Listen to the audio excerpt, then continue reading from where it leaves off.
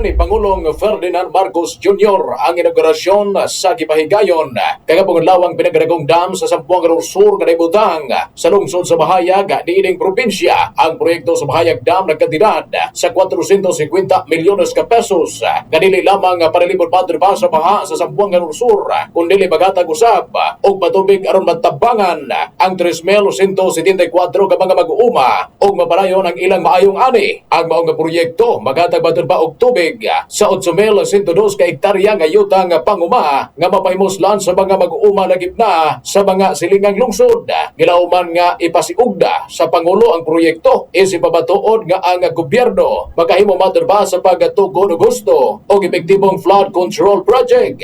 May naman nga naguba ang bahin sa dam gitugod pa sa administrasyon kaniadto ni Pangulong Ferdinand Marcos Sr. sa 1967. Nanugat sa 89.5 XFM Pagadian alang sa nagayusang Pilipino para sa Pilipinas. Ako si Katrupang Stanley Dueñas, XFM News.